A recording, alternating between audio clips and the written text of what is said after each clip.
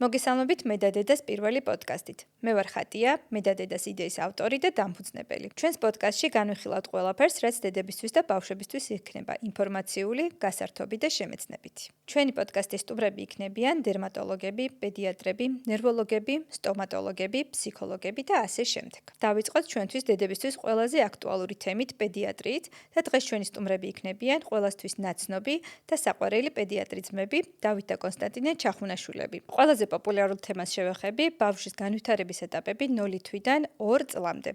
როდის იწყება ბავშვთა გონებრივი განვითარება? ბავშვთა გონებრივი განვითარება იწყება 0 წლიდან, ასე უბრალოდ განვითარება შეიძლება არც იწყებოდეს, უფრო მალე იწყებოდეს. ზოგადად ეხა ნეიროფსიქოლოგიაში კვლევებიც მიმდინარეობს, იქ დასტურდება ერთი რამ, რომ ეს სინაფსური კავშირები და რაღაც კონკრეტული უნარების ცოდნა შეიძლება დაბადების დროს უკვე ქონდეს ბავშვს და მნიშვნელოვანია, რომ ზედმეტი, ასე ვთქვათ, ლოლიავის გარეშე რაღაც კონკრეტული ქმედებები, მაგალითად თვითონ ცადოს და გააკეთოს და ეს ეხმარება, რომ ეს ციკლი უბრალოდ ეს წრეები, რაც ღია არის, ღია დარჩეს და შესაბამისად თავიდან გახსნა ჭყალებში არ დასჭირდეს. ხო, აქედან გამომდინარეა, რომ მაგალითად საეკრანო დრო მეტყველების მხრივ და კოგნიტიური ფუნქციების მხრივ შეიძლება აზარმაცებდეს ტვინს, იმიტომ რომ მარტო მიმღები არის ხოლმე როგორც წესი ბავშვი ინფორმაციის და არ არის პროაქტიულად ჩართული და შესაბამისად შეიძლება ეს აფერხებდეს რაღაც გარკვეული უნარების ათვისებას, ხო? და აქედან გამომდინარე, ალბათ უცხალყოფნის პერიოდში უკვე რაღაც ცოდნა აქვს ბავშვს და როდესაც დაიბადება კი რა თქმა უნდა რაღაც უნარები უნდა ითვისოს, მაგრამ ჩვენ ხელი უნდა შევუწყოთ. ჩვენც უნდა მივეხმაროთ შევუწყოთ, რომ რაღაც კონკრეტული აქტივობები, ქმედებები, მაგალითად მეტყველებას რაც შეეხება, საუბარი ბავშვთან რაღაცა კითხვა და ასე შემდგომ შეიძლება უფრო წამახალისებელი იყოს, ისევე როგორც მოტორული აქტივობები, ანუ როგორიც არის რაღაცა კონკრეტული თამაშები, ხო? იქიდან გამომდინარე, რომ თუ ჩვენ ზედმეტად ასე ვთქვათ გადავყვევით ბავშვს თავს ამ მხრივ და არაფერი არ ვაცადეთ, რომ თვითონ გააკეთოს, ამ შემთხვევაში შეიძლება დაგვიანდეს რაღაცა კონკრეტული ეტაპები. როგორ შევამოწმოთ ჩვენი შვილის განვითარება სწორად მიდის თუ არა და როდის უნდა შემოვკრათ განგაშის ზარი მშობლებმა? შეიძლება მთლად მშობლის შესაფასებელი არ იყოს და პედიატრიულ გეგმიურ ვიზიტებზეც ალბათ უნდა ვახსენოთ, ხო, ორი სიტყვა როდის არის საჭირო. პირველ რიგში ამას ძირითადად ალბათ უფრო პედიატრი ამოწმებს, მაგრამ რა თქმა უნდა მშობლებს დღევანდელ დღეს აქვს ასე ვთქვათ ინფორმაცია იმის შესახებ თუ გარკვეულ თვეებზე თუ კვირებზე რას უნდა აკეთებდეს ბავშვი და რას უნდა მიაქციოს თვითონ მშობელმა ყურადღება. ამიტომ ეს ცოდნა თვითონ მშობელსაც ეხმარება, მაგრამ ალბათ ძირითადი დატვირთვა მაინც პედიატრს მოდის, იმიტომ რომ გასინჯვის დროს მან უნდა მიაქციოს ძირითად ასპექტებს ყურადღება. პირველ რიგში, ბავშვი ძალიან აქტიურად ვითარდება პირველი 2 წლის განმავლობაში. ამიტომაც არის პირველი 2 წლის განმავლობაში გეგმიური ვიზიტები ყველაზე ხშირი, ხო? ამას თავის მიზეზი აქვს. მხოლოდ ის არ არის, რომ ვაქცინაცია არის, ასე ვთქვათ, ხშირი და ამიტომ უწევთ მშობლებს მისვლა პედიატრთან. ზუსტად არის ეს განვითარების ეტაპები, რომელსაც უნდა მიაქციოს მშობელმა და პედიატრმა ყურადღება. პირველ რიგში რა შედის ამაში? არის მოტორული განვითარების ასპექტები, კოგნიტური ასე ვთქვათ, განვითარების ასპექტები, რომელსაც ყურადღებას ვაქცევთ გასინჯვის დროს, კონკრეტულ ასე ვთქვათ, კვირაზე თუ თვეზე როგორი ჭერს ბავშვი თავს, როგორ მოძრაობს, როგორ შლის ხელებს, როგორი არის ტონუსი, შეუძლია თუ არა თვალი გაგვაყოლოს, შეუძლია თუ არა მაგალითად გამოხატოს რეაქცია გარკვეულ სტიმულზე და ძირითადად ეს რეაქცია გამოიხატება მაინც ღიმილით, ხო? ამიტომაც ეს ყველაფერი უნდა შეფასდეს გეგმიური ვიზიტების დროს და რა თქმა უნდა, როდესაც მშობელს რაიმე კითხვა აქვს, ჩვენც უნდა დავაკვალიანოთ და ასე ვთქვათ, აუხსნათ ზუსტად, რომ რაღაც კონკრეტულ ნიშანს ვეთს თუ ბავშვი კონკრეტულ ასაკზე ვერ აკმაყოფილებს, ხო? ამისთვის დრო ჩვენ კიდევ გვაქვს და გვაქვს ეგრეთ ეგრეთ წოდებული წითელი დროშები, ხო, განვითარების რა თქმა უნდა. ეტაპებზე, რომელზეც უკვე ჩვენ ეგრეთ წოდებულ განგაშის ზარს შემოვკრავთ და ვიტყვით, რომ აი აქ უკვე გვაქვს შეფერხება განვითარების, მაგალითად კოგნიტური, მოტორული თუ ასე შემდეგ და გვჭირდება რაღაც დამატებითი კვლევები, ან ვიწრო სპეციალისტების ჩართვა, რომ გარკვეულწილად დავადგინოთ, რამ გამოიწვია ეს შეფერხება თვითონ ამ განვითარების ეტაპებში. ალბათ მშობლებსაც მოგვეთხოვება რაღაცა ზედაპირული ცოდნა ბავშვის განვითარების ეტაპების, რომ ჩვენც რაღაცნაირად შევაფასოთ ჩვენი შვილის ზრდა და განვითარების. კი ბატონო. არის მოკლე ბუკლეტებისავით ინფორმაციები. კი, ძალიან ბევრი ინფორმაცია შეგვიძლია მივიღოთ ინტერნეტიდან, აპლიკაციებიც არსებობს სპეციალური, მე პირადად აპლიკაციებს კარგად ვიყენებ. კი, ეს ბავშვთა აპლიკაციებიც არის, და ინფორმატიულია საკმაოდ. იქაც არის ჩამოწერილი კონკრეტულ ასაკში ბავშვი რას უნდა აკეთებდეს და რას არ უნდა აკეთებდეს და 6 თვიდან ასევე შემოდის უკვე კვების საკითხიც, ხო, დამატებითი კვების საკითხი და აქ უკვე სხვა უნარჩვევებს იძენს ბავშვი და სხვა ნიშანს ვეტებს იძენს.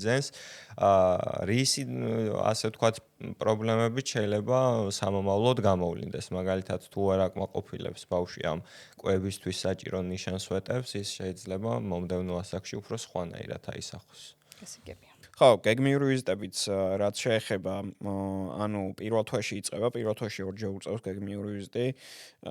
შეიძლება მე-5, მე-7 დღეს, ან მე-10, მე-14 დღეს და მერე უკვე პირველ თვეზე, 2 თვეზე, 4 თვეზე, 6 თვეზე, მერე 3 თვეში ერთხელ 18 თვემდე და 18 თვის მერე უკვე 6 თვეში ერთხელ უწევს, როგორც წესი, 32 და 36 თვემდე, ანუ 3 წლის ასაკამდე და მერე უკვე წელიწადში ერთხელ, ხო? როდესაც მაგალითად პირველ თვის ვიზიტზე მომდის ბავშვი, ყოველთვის მშობელს ვეუბნებით, რომ 2 თვის ასაკში კონკრეტულად მიაქციოს ყურადღება, თუ თვალით უკვე ცნობს დედას და მამას და შეუძლია თუ არა ამოიცნოს, თუ არ იცნობს ეს კონკრეტული შეფერხების ნიშანი შეიძლება იყოს, რაც მშობელმაც უნდა იცოდეს და უნდა ვაფრთხილებდეთ. მოტორული ფუნქციების მხრივ ასევე ჩვენთვის მნიშვნელოვანია 9 თვის ასაკი, იქიდან გამომდინარე, რომ ამ დროს როგორც წესი კარგად უნდა იჯდეს უკვე ბავშვი, ორივე მხარეს ტრიალი უნდა შეეძლოს და სიმეტრიულად უნდა ქონდეს კიდურები განვითარებული. აქედან ალბათ ტრიალისტად ჯდომის შემოწმება თვითონ მშობელსაც შეუძლია.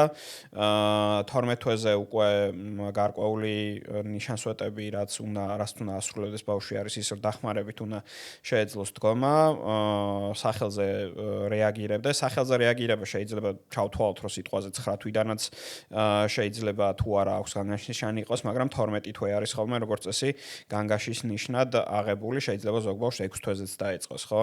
ამის შემდგომ უკვე 18 თვეზე ჩვენთვის მნიშვნელოვანი არის სიარული, ოღონდ დამოუკიდებელი სიარული როგორც წესი, უნდა შეეძლოს როგორც გოგოს და ბიჭებს, მაგრამ გარკვეული ლიტერატურის მიხედვით, თუ გოგოების განვითარების სხვა შეფერხების ნიშნები არ არის და ვერ დადის თავისით, შეგვიძლია 24 თვემდეც დავაკვირდეთ და ვნახოთ ჩამოყალიბდება თუ არა, ანუ იმის მიხედვით, რას შეაფასებს პედიატრი 18 თვეზე, შეიძლება ჩაითვალოს, რომ ჯერ საგანგაშო არ არის თუ ვერ დადის 18 თვემდე. ასევე არის მეტყველების მხრივ რაღაც კონკრეტული ნიშანსვეტები, მაგრამ ეხლა ძალიან გაგვიგრძელდება ეს, რომ ჩამოთვალოთ და ამიტომ ამით შემოვიფარგლოთ. რა თამაშები აძლიერებს ბავშვის გონებრივ განვითარებას? გარკვეულ ასაკში თუ ზოგადად პატარა ასაკიდან ალბათ ეტაპობრივად რომ მივყვეთ, უკეთესი იქნება.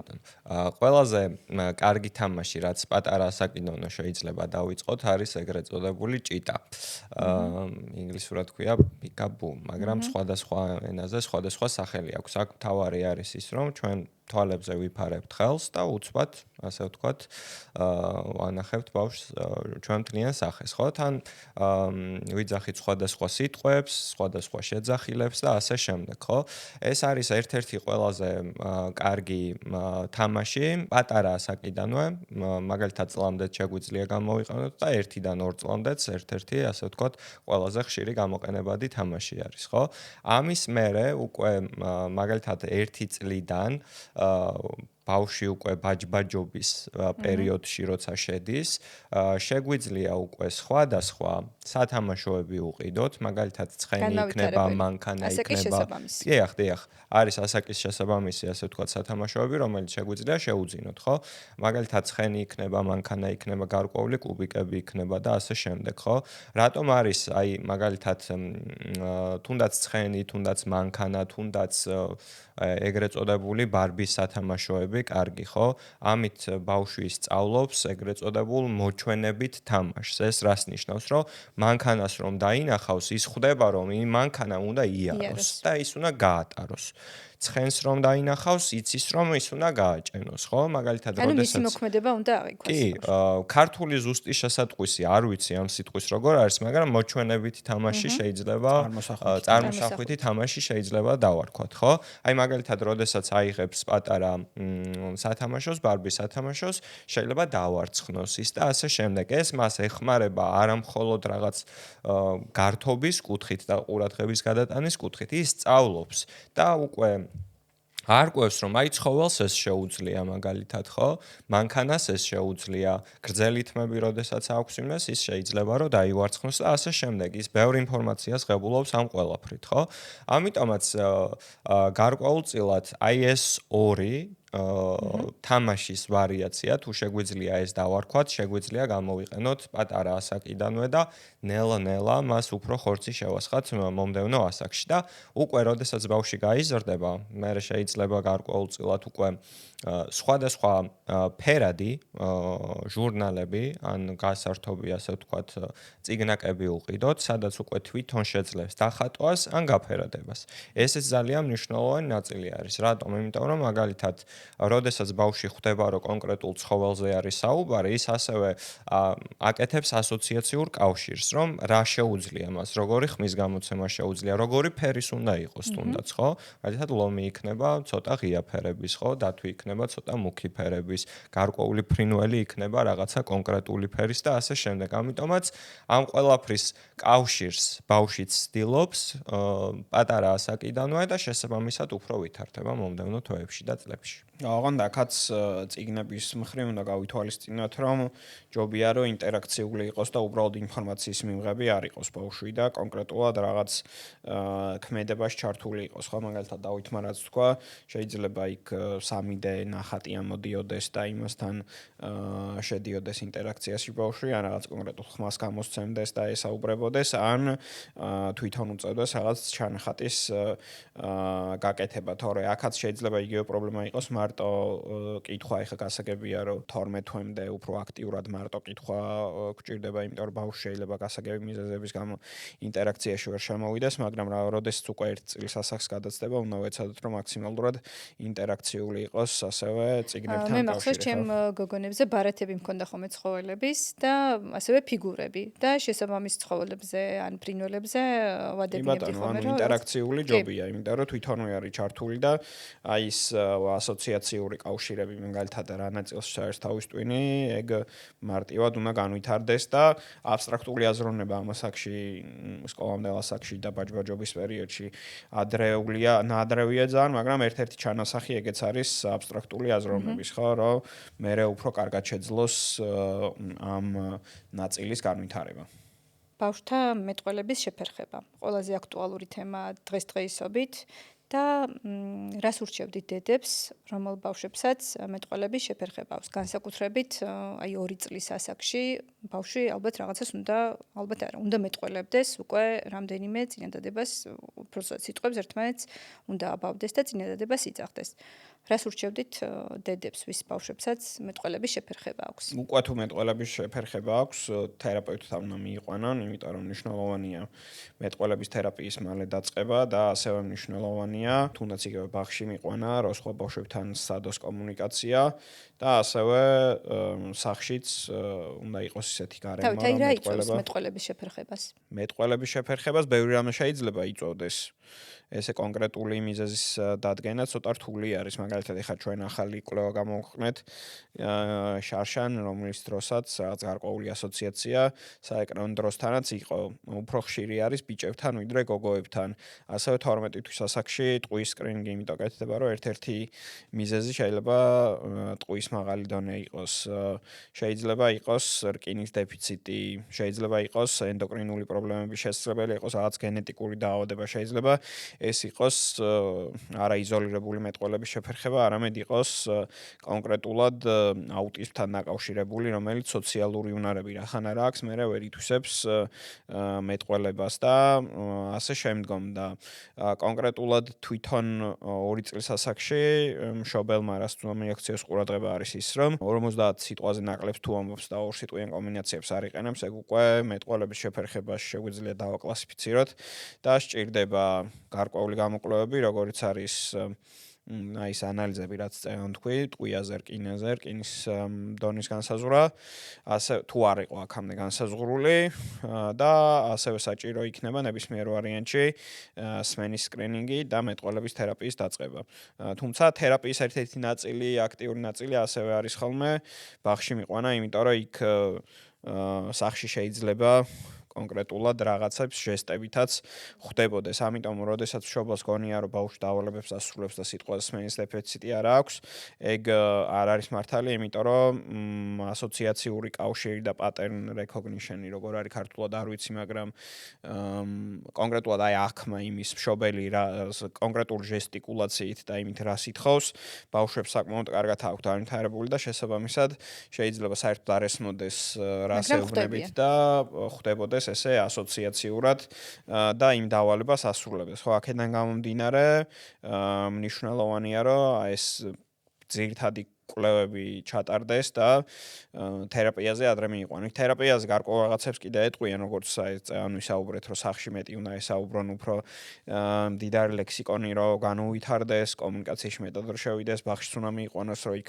ბავშვთან საკომუნიკაციო კონდეს და ასე შემდგომ, რთულ გარემოში რომ მიიყვანოთ, ასე ვთქვათ, ბავშვისთვის, რომ ესე მარტივად ასე ვთქვათ, რაღაც თითს რომ მიგვითითებს, იმით ვიგებთ რა უნდა ეგრე, არ დარჩეს მარტო, ხო და შესაბამისად იქ მოუწიოს კომუნიკაცია სხვა ბავშვებთან, მაგრამ ესე კონკრეტულად მშობელმა ცალკე მშობელი ვერაფერს ვერ უზავს და თუ ეს კომპლექსურად მიუდგებიან და იქნება, ასე ვთქვათ, კომპლექსური მიდგომა, როგორც წესი, რაც უფრო ადრე ჩავერავით, მით უფრო კარგი შედეგი არის ამ მხრივ, ხო? დავით, აი ეს თემა, რომ ბიჭია და ბიჭები გვიან იწყებენ საუბარს. ბიჭებს და გოგოებს ორივეს აქვთ ერთი და იგივე განგაშის ნიშნები, ოღონდ ბიჭებში 4-ჯერ უფრო ხშირი არის მეტყველების თერაპია და უბრალოდ 3-ჯერ უფრო მეტი არის სადაც მეტყველების დაგვიანება და მეტყველების შეფერხება და აუტიზმი სადღაც 3-4-ჯერ უფრო ხშირი არის. კონკრეტულად რასთან არის ეს დაკავშირებული გენეტიკურ დონეზე ჯერჯერობით არ ვიცით, მაგრამ სტატისტიკა ეგეთი არის. 21 საუკუნის ყველაზე მნიშვნელოვანი თემა ალბათ დედებისთვის ეკრანდამოკიდებულება. რა დრო უნდა გაატარონ ბავშვებმა ეკრანთან? 24 თვემდე არ უნდა გაატარონ. თუმცა ალბათ ძალიან ძნელია ამის დედების ჩვენი კვლევის თანახმად არავინ არ ასრულებს ამას, თითქმის არავინ არ ასრულებს. კი, ნამდვილად გეთანხმებით. სადღაც ეხა ბოლო მონაცემები, რაც შევაგროვეთ და რაზეც სტატია გამომზადეთ და ეხა გაგზავნილი არის.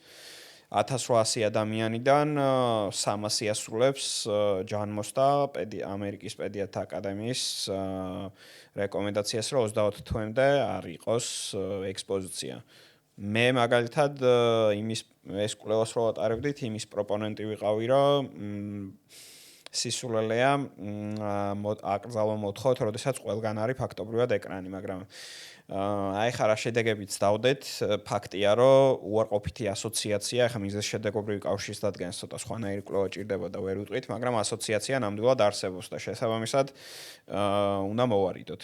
როგორ მოვიქცეთ დედები, როცა ბავშვს აქვს ძილის დარღვევა? თუნდაც ეს გამოწვეული იყოს ბავშვის მუცლის ტკივილებით და ასე შემდეგ.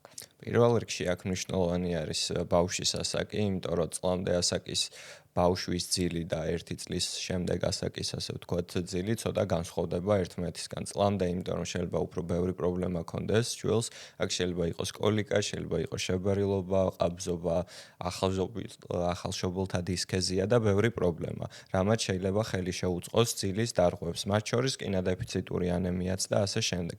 მათი ძილღვიძილის ფაზებიც ცოტა სხვანაირი არის, მაგალითად დაბადებიდან რამოდენიმე კვირა და რამოდენიმე თვე დღის უმეტესი ნაწილი ბავშვს ფაქტიურად ძინავს და როცა ღვიძავს შესაბამისად ჭამს, ხო? როდესაც თვეები გადის, ეს ცოტა იცვლება, ძილის ხანგრძლივობა კლებულობს და ბავშვი უკვე სხვა გარემოს ეზიარება, ხო? ანუ უკვე მოტორული ფუნქციებიც უფრო აქტიურია და სხვადასხვა აქტივობებშიც ერთვება. 1 წლის მერე ჩვენ რაც შეგვიძლია გავაკეთოთ არის ის, რომ გარკვეულ რუტინაში ბავშვი ჩავსვათ, რეჟიმში ჩავსვათ და ამაში ჩვენ რას გულისხმობთ? ის გარემო, სადაც ბავშვი დაიძინებს იყოს ერთნაირი, ანუ ყოველთვის დაიძინებს ბავშვი ერთ და იგივე ადგილას, იქნება ცოტა მყუდრო გარემო, თავისი ტენიანობა დაცული უნდა იყოს, სითბო, ანუ გარკვეულ მაჩვენებელზე უნდა იყოს შენარჩუნებული, უნდა იყოს ცოტა ჩაბნელებული, დანარჩენი ასე ვთქვათ გაჯეტები უნდა მოვაშოროთ და ძილამდე რა აქტივობებსაც გავაკეთებთ, უნდა იყოს ყველაფერი ერთი და იგივე, მაგალითად ჭამა, კბილების გახეხვა, ბანაობა და ასე შემდეგ, ხო? ყველაფერი უნდა იყოს. რუტინად ჩამოვუყალიბდეს. კი, რომ ჩვენ ვეცადოთ, რომ აქ ასოციაციური კავშირიც ბავშვს კონდეს, რომ აი ეხლა ვჭამე, ეხლა კი ჭებს გავიხეხავ და მე ძილის დრო არის. აი გარკვეული ესეთი მაჩვენებლები შეგვიძლია ჩვენ შევიმუშაოთ, მაგრამ ვერ ვიტყვით რომ ეს 100%-იანი ჩვენ დაგვეხმარება, იმიტომ რომ აქ სხვა ფაქტორები შემოდის ღამის ტერორები, შემოდის მაგალითად კოშმარები და ბევრი რამ, რაც ბავშვს ასე ვთქვათ. თუნდაც მეორე ბავშვის არსებობა ჩემ შემთხვევაში. შეიძლება კი ბატონო, ჩვენ რო ვამბობთ რომ გარემო უნდა იყოს მყუდრო, თუ ბავშვი ხედავს რომ იქ ხმაურია, მეორე ბავშვი ტირის და ასე შემდეგ, რა თქმა უნდა ირღვევა ჰარმონია. რამდენი ხანი უნდა ეძინოთ ბავშვებს ასაკის მიხედვით? წეგან აღნიშნეთ, რომ წლამდე ძირითადად ბავშვები ცოტა ისეთ რეჟიმში არიან. ჩვენ ვართ აქ მორგებული ბავშვის რეჟიმს და წლიდან უკვე შეგვიძლია რაღაც რუტინა ჩამოვუყალიბოთ და ძილის ფაზები როგორია? კი ბატონო, პირველ რიგში ვთქვათ, რომ როდესაც ბავშვი იბადება, მას დღის უმეტესი ნაწილი ძინავს და შეიძლება 18, 19 და 20 საათიც კი ეძინოს დაახლოებით 24 საათიდან, ხო? როდესაც ბავშვი იზრდება, შესაბამისად უკვე კლებულობს ხანგრძლივობა ძილის და დაახლოებით 6, 7, 8 თვისთვის ეს შეიძლება ჩამოვიდეს დაახლოებით 14-15 საათამდე, ხო? ზოგჯერ მშობელი ნერვიულობს, რომ აი ღამე დაიძინა ამდენი ხანი, დილას დაიძინა ამდენი ხანი, ხო? ჩვენ ასევე ვეკითხებით ხოლმე, რომ 24 საათში დაახლოებით რამდენი ძინავს, რომ გამოვიანგარიშოთ ბავშვის, ასე ვთქვათ, ძილის ხანგრძლივობას რა, ასე ვთქვათ, მონაკვეთი უკავია, ხო? რა თქმა უნდა, სასურველი არის, რომ ღამე უფრო დიდხანს ეძინოს ბავშვს, რა თქმა უნდა, იმიტომ რომ აქ ძილის და ღვიძილის ფაზები არ გვინდა რომ დაირღვეს, დაახლოებით 10-11 საათი თუ ღამე ბავშვს ძინავს, ხო, უკვე დაახლოებით 6-7 თვის ასაკ შეიძლება ნორმად ჩაითვალოს და უკვე შუა დღეს ან დღის სხვა მონაკვეთებში შეიძლება 3 და 4 საათი კიდევ ეძინოს, რაც შეგვიძლია ჩავთვალოთ, რომ ნორმა არის.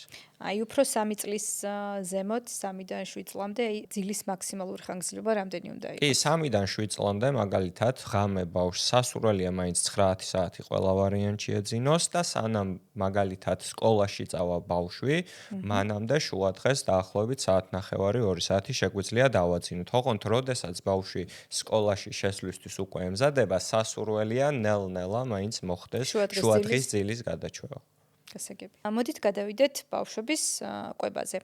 რა კრიტერიუმებით შევარჩიოთ დამატებითი კვება? კრიტერიუმებით შევარჩიოთ, ანუ პირველ რიგში მყარი კვება, როდესაც იწყება, 7 თვიდან უკვე რკინაზე მოთხოვნა საკმაოდ იზრდება და მნიშვნელოვანია, რომ რკინით მდიდარი პროდუქტი მიიღოს, რკინით მდიდარი პროდუქტი, რაც შეგვიძლია ჩვენ მივცეთ ბავშვს არის წითელი ხორცი, ну, პრინციპში თეთრი ხორციც თუ წითელ ხორცს არ ჭამს, მისაღები არის და მარცვლეულის ფაფები, რომელიც გამტირებულია რკინით. და ჩვენი პრიორიტეტი უნდა იყოს, რომ 8 თვემდე 2 კვება ანუ 2 პორცია მინიმუმ ჩავანაცვლოთ ხორცით და მარცვლეულის ფაფებით. ბოსტნეული? ბოსტნეული და ხილი არ არის პრიორიტეტში, მაგრამ შეგვიძლია ეგენიც გავასინჯოთ. ზოგადად ეხა დღევანდელი მოწოდება რაც არის, რასაც შეწავს ყარიყვებით, ყველაფერი კარგია, მაგრამ თუ რკინით დიდარი პროდუქტი არ მივიღეთ, მერე შესაძლოა რკინის დეფიციტი განვითარდეს და ეხა მაგალითად, როდესაც რაღაც ქვეყნებში ზოგიერთი ექიმი არასწორად აინტერპრეტირებს, რეკომენდაცია არის ვითომ რომ რკინის სუპლემენტაცია მოხდეს, კი სუპლემენტაცია ის განიხილება როგორც რკინის მიცემა, ასევე რკინით დიდარი პროდუქტის კარგად დაწყება და სწორად დაწყება, რაც იმას ნიშნავს, რომ თუ ბავშვს შეუძლია უკვე და კრიტერიუმებს აკმაყოფილებს, მალევე გაასინჯო რკინით დიდარი პროდუქტი, რომ მერე არ განვითარდეს რაღაც კონკრეტული დეფიციტები, იმიტომ რომ სადღაც 4 თვიდან 6 თვის შუალედში ის მარაგი, რაც დედამ მისცა მუცლადყოფნის პერიოდში იწურება და შესაბამისად იმისთვის, რომ ანემიები არ განვითარდეს და სხვა გონებრივი განვითარების პროცესი არ ჩამოყალიბდეს, მნიშვნელოვანია, რომ რკინა ადეკვატურად მიიღოს ბავშვმა. რა ასაკიდან უნდა მივცეთ ბავშვს წყალი? წყალი ბავშვს უნდა მივცეთ 6 თვიდან, უბრალოდ 6 თვემდე მიცემა არ არის საჭირო, იმიტომ რომ როდესაც ბავშვი ფორმულაზე არის ან ზუძუთ იკვებაზე არის, დედა მას საკმარისი რაოდენობით აძლევს წყალს. პირველი რაც კიდევ უნდა გავითვალისწინოთ არის ის, რომ 6 თვემდე როდესაც წყალს ვაძლევთ, იზრდება რისკი იმის, რომ წყლის მოცულობამ ჩაგვინაცვლოს იმ საკვების მოცულობა, რაც ბავშვმა უნდა მიიღოს ფორმულის ან დედის რძის სახით. და კიდევ იშვიათ შემთხვევებში არის კიდევ გართულება თირკმლის მხრივ, როდესაც ჭარბი წყლის ასე ვთქვათ მიღებამ შეიძლება გარკვეული დატვირთვა გაზარდოს თირკმლებზე და იშვიათი გართულებები მოგვცეს, ხო? ამიტომ 6 თვიდან შეგვიძლია ამ ყარიკვების დაწყებასთან ერთად. ამ ყარიკვების დაწყებასთან ერთად შეგვიძლია დავიწყოთ წყალით. გარკვეულ შემთხვევებში მყარიკვება შეიძლება დავიწყოთ 6 თვეზე ადრეც, მაგრამ თუ 6 თვეზე დავიწყებთ ყარიკვებას, რა თქმა უნდა, ასევე შეგვიძლია დამატებით მივცეთ წყალიც, იმიტომ რომ გარკვეულ შემთხვევებში თუ ბავშვი კრიტერიუმებს აკმაყოფილებს, ან მაგალითად გვაქვს წონაში ჩამორჩენა და ასე შემდეგ, შეიძლება მყარიკვების დაწყება მოხდეს 4 თვიდანაც. რა სიტყვით ისეთ საკვებზე, რომელიც ცოტა ალერგიულია, კვერცხი, თევზი, თხილეული? პრინციპში 6 თვიდან ბავშვმა შეიძლება მიიღოს ნებისმიერი საკვები, პასტერიზებული რძის და თაფლის გარდა. ოღონდ როგორც კოტემ ახსენა, აქ პრიორიტეტების მიხედვით ვალაგებთ და მაგიტომ არის, რომ ხორცით ჯობია დავიწყოთ ან იმ ფაფით, რომელიც დამატებით რკინით არის გამდიდრებული. ასევე ამავდროულად ჩვენ წამოგვეწია გარკვეული კვლევები, რომ თუ გავასინჯებთ ბავშვს ალერგიულ პროდუქტებს ნაადრევ ასაკში, ნაკლები იქნება იმის შანსი, რომ შემდგომ მათ განუვითარდეთ კვებითი ალერგიები ამ კონკრეტული საკვების მიმართ. თაფლის მიცემა ალბათ 2 წლის ასაკიდან არის. თაფლის მიცემა 1 წლიდან უკვე შეგვიძლია, იმიტომ რომ ბოტულიზმის რისკი იკლებს, მაგრამ მისი ასე ვთქვათ მაღალი შაქრის შემცველობის გამო შეგვიძლია 2 წლამდეც მოვიცადოთ. რა დოზით უნდა იყოს ხილი ბავშვის დღის რაციონში და რომელი ხილი არ არის რეკომენდირებული ბავშვისთვის? ბავშვს გააჩნია ალბათ ძირითადად აქ ყურადღება უნდა მივაქციოთ ზომას და ფორმას, როგორც წესი ოვალურ და მრგვალ ფორმებს და კურკიანებს ვერიდებით, ან უნდა გამოვაძროთ, ან უნდა დაუჭრათ სპეციფიკურად, რომ აღარ კონდეს ეს გადაცდენის მაღალი რისკი ამ საკვებს. რაც შეეხება ზოგად განაწილებას, ჩვენ მიზანი უნდა იყოს, რომ 1/4 იყოს ხილი, 1/4 ბოსტნეული, 1/4 მარცვლეული და 1/4 ცილით მდიდარი შეგვიძლია ხორცადაც განვიხილოთ ეს პროდუქცია, ხო, შესაბამისად აი ამ წილის მიხედვით, მაგრამ მაგალითად თუ საერთოდ არ ჭამს ბოსტნეულს, შეგვიძლია რომ ნახევარი რაციონით სიტყვაზე ჩავთვალოთ, რომ მიიღოს ხილ ბოსტნეული, რადგან თითქმის რაღაც ნაწილები, რაც არის, ასე ვთქვათ, სასარგებლო, შეიძლება ხილშიც საკმაოდ დიდი რაოდენობით იყოს, მაგალითად უჯრედისი, რომელიც კუჭის მოქმედებისთვის და ფლორისთვის მნიშვნელოვანია. ჩვენ ვერ ვინელებთ უჯრედის, ფლორა გარკვეულ ნაწილს ითვისებს, მაგრამ ძირითადად იმასა გარეთ შეიძლება გამოდიოდეს და თქვენ შეიძლება შეამჩნიოთ, როდესაც კონკრეტული ხილი თითქმის შეუცვლელი გამოდის, დიდი უჯრედისი რაოდენობა რაც აქვს, ეს გვეხმარება იმაში, რომ განავალი არ იყოს ძალიან გამყარებული, თხიერი მასა იყოს უფრო, უბრალოდ ფაფისებრი მასა იყოს უფრო და კუჭის მოქმედებაში მოკლედ მოგვეხმაროს. როგორ მოვიქცეთ, როცა ბავშვი ძალიან ცოტა სჭამს ან საერთოდ არ ჭამს? ხშირად დასმული კითხვა არის და ვიზიტების დროს ხშირად აქვს მშობლებს, ასე ვთქვათ, მსგავსი, ასე ვთქვათ, შეშფოთებები. ამ დროს რა ვშვებით? პირველ რიგში გვაინტერესებს, როგორია ბავშვის დადა განვითარება, ხომ არ ჩამორჩება ბავშვის წონა, თავის გარშემოწერილობა და სიმაღლე იმ კონკრეტულ ასაკს.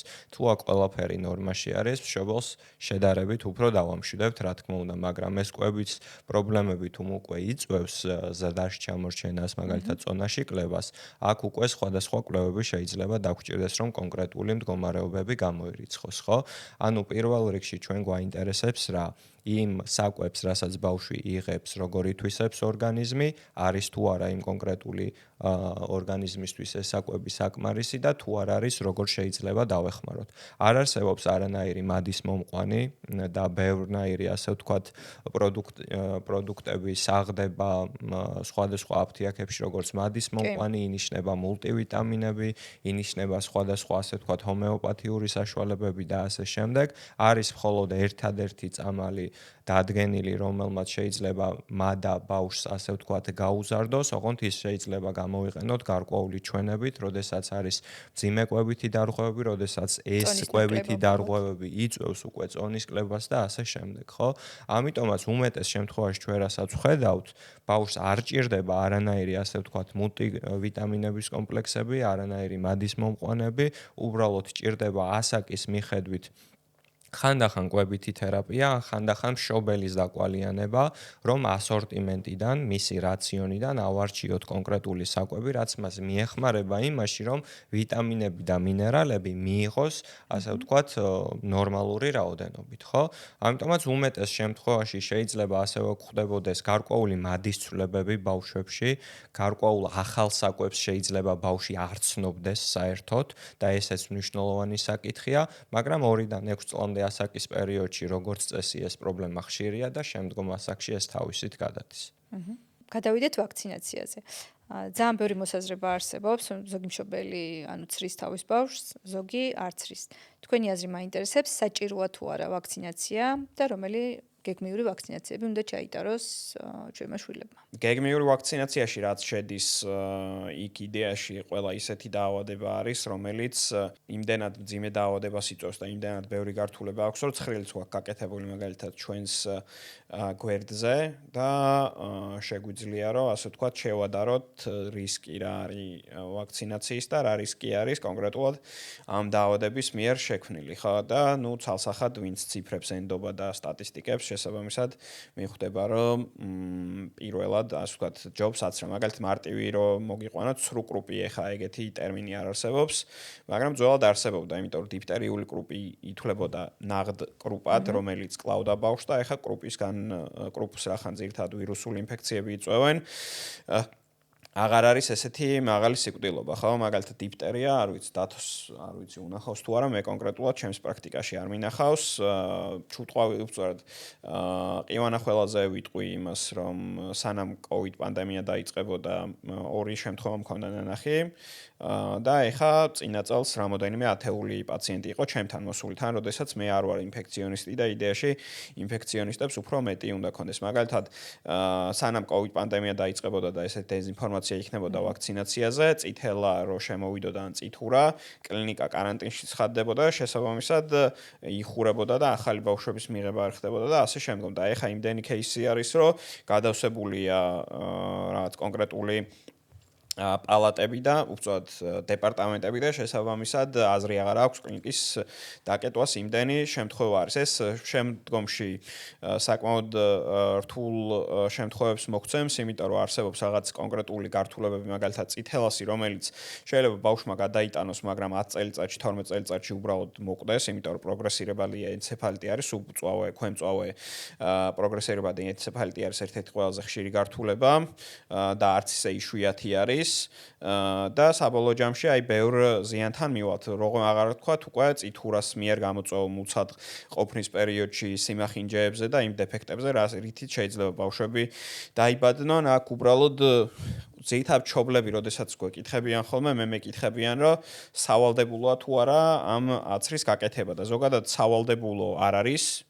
იქიდან გამომდინარე, რომ კანონმდებლობაში ეგეთი რამე მე რაც ვიცი არ გვიწერია რომ სავალდებულოა ეს აცრები და ჩემი აზრით ესეც უნდა იყოს რომ სავალდებულო არ უნდა იყოს სამედიცინო პროცედურა რაც არ უნდა იყოს იქიდან გამომდინარე რომ სამედიცინო ჩარევა საბოლოო ჯამში ან მეურვემ უნდა მიიღოს გადაწყვეტილება ან თვითონ მშობელმა უნდა მიიღოს ბავშვის მაგივრად ხო რამდენად სწორი არის სამედიცინო მხრივ თუ არ აცრის მშობელი ბავშვს ამაზე შემიძლია ვილაპარაკო და თქვა რომ სამედიცინო კუთხით არის არაგამართლებული თუმცა ხო ნუ მშობელი თუ ეგრე ჩათulis საჭიროდ რომ ან თვითონ არ უნდა იცრას ან ბავშვი არ უნდა აცრას ეს მისი გადასაწყვეტია რამდენადაც ცუდი გადაწყვეტილება არ უნდა იყოს სხვა ტიპის მიდგომის მომხრე არ ვარ და ამაზე ცოტა განსხვავებული ისა გვაქვს და ამ თემაზე რო ვისაუბროთ შეიძლება დიდი ხანი ვიდავოთ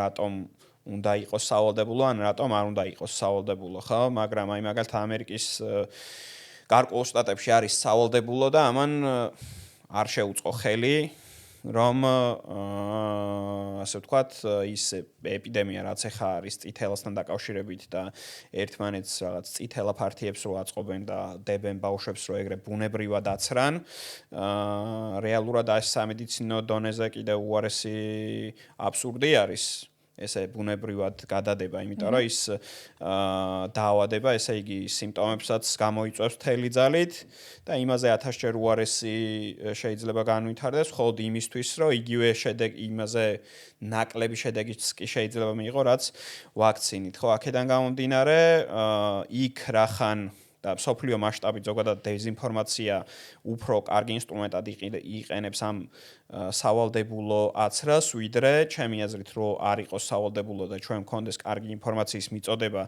ადამიანამდე და ადამიანებს ვასწავლოთ სწორი ინფორმაციის და დეზინფორმაციის უბრალოდ განსხვავება ერთმანეთისგან, ალბათ უფრო კარგი შედეგი იქნება, ვიდრე იმით რომ აი კანონში ჩავწეროთ, რომ ხა სავალდებულო იყოს აცრა და ყველა აიცრება, ხო? თუნდაც იგივე ერთი მაგალითი კიდევ რატომაც ეს ჩვენ თვითმიზანი არ არის ის, რომ მაგალითად კონკრეტულ ვაქცინაზე თუ იქნება საკმაოდ მაღალი დაფარვა, ყვავილის ვაქცინაცია შეწყდა, ხო? იმიტომ რომ მოხდა ერადიკაცია, აღარ იყო კონკრეტული кейსები რამოდენიმე წლის განმავლობაში და შესაბამისად ყვავილზე აღარ ვიცრებით, ხო? იქიდან გამომდინარე, რომ გაქრა ეგ დაავადება და თუ იგივე სხვა ვაქცინებზეც იქნება იგივე შედეგი, ეს არ ეხება რაღაც კონკრეტულ ვაქცინებს, რომელიც გრძელვადიან იმუნიტეტს არ ტოვებს, მაგალითად არის როტავირუსი, რომელიც ეგეთ გრძელვადიან იმუნიტეტს არ ტოვებს და კონკრეტულად 2 წლამდე არის სახიფათო, მაგრამ აი წითელა წითურა ყბაყურა თუ კონკრეტული ციფრი იქნება დაფარვა,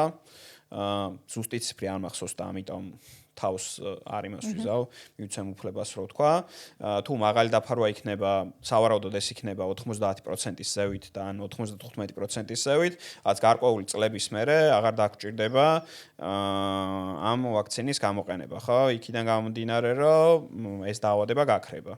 აქედან გამომდინარე, მნიშვნელოვანია, რომ ჩვენ გქონდეს სწორი ინფორმაციის მიწოდება. უბრალოდ რომ კარგია აცრა არ არის ხოლმე საკმარისი. რაც მშობლებთან მე მილაპარაკია, ხო? ძირითადად უნდა ჩავეკითხოთ ექიმებიც რატო ფიქრობენ რომ არ უნდა აცრან, რა არის მიზეზი და ხო, აი მის მიხედვით მე აუხსნათ კონკრეტულად რატო ჯობია, თორე მე ვერავის ვერ დავაძალებ რომ აცრან, თვითონ თავის გადასაწყვეტი არის საბოლოო ჯამში, რომ აიცა, მაგრამ რეკომენდაციის მხრივ და ციფრების მხრივ გაცილებით სახიფათოა რომ არ აცრა ბავშვი, ვიდრე აცრის ნებისმიერი გართულება, ხო? მათ შორის ანაფილაქსიაც, რომელიც ერთ-ერთ ყველაზე საშიშ გართულებად ითვლება, ხო? რომელიც მართვა თუ არ იცის მაგალითად პედიატრმა შეიძლება ცუდად დამთავრდეს, მაგრამ იქით მეორე პინაზე რეები წდევს იმას ჯობია და რა ვიცი, აი მაგალითად ეხა კრუპი რო არის ჩვეულებრივი კრუპი და აღარ არის დიფტერიული კრუპი, ესეც მნიშვნელოვანია, ხო? რომ ერთ-ერთი მარტივად შესადარებელი დაავადებაა, რომელიც ხელსაშესახებია, იმიტომ რომ თქვენ შულსაც ალბათ ქონია კრუპი და შედარებით მარტივად გამოსულა, მაგრამ დიფტერიულ კრუპზე რო წაიკითხოთ უბრალოდ, ნახავთ, რომ შეიძლება ყველანაირ წამალი მიცე და ბავშვი მაინც დაიღუპოს, ხო? იგივე მაგალითად ეხა პაციენტები რომ მოდიან და თვეების განმავლობაში ბავშვი რო იხჩობა ხველის დროს, ყივანა ხველის შემთხვევაში, ესეც არ არის ხელშესახები, ხო? ალბათ აქ ინფორმაციის ცოტა რთული არის, ზოგადად პრევენციაზე საუბარი რთულია, იმიტომ რომ ციფრებით ელაპარაკები და ხელით შესახები არ გაქვს არაფერი, თუ არ ახსოვს იმ ადამიანს, რას იწვევდა ეს კონკრეტული დაავადება, რა ვიცი, 70-იან წლებში, ხო, მაგრამ საბედნიეროდ ჩვენი მოვალეობა რაც არის, რომ ეს ინფორმაცია უნდა გავავრცელოთ, მივცეთ ადამიანებს სწორი ინფორმაცია და ჩემი აზრით ძალიან ცოტა დარჩება, ვინც მერე ამ აცრას არ აირჩევს. გასაგებია. მადლობა ამ წურავი პასუხისთვის. მადლობა სტუმრობისთვის. ალბათ მნიშვნელოვან თემებს შევეხეთ და ვისაუბრებთ, მაგრამ რა თქმა უნდა დარჩა უამრავი კითხვა და ვიმედოვნებ, რომ მომავალში კიდევ შევხვდებით. მადლობა სტუმრობისთვის. მადლობა თქვენ. მადლობა თქვენ უწევისთვის.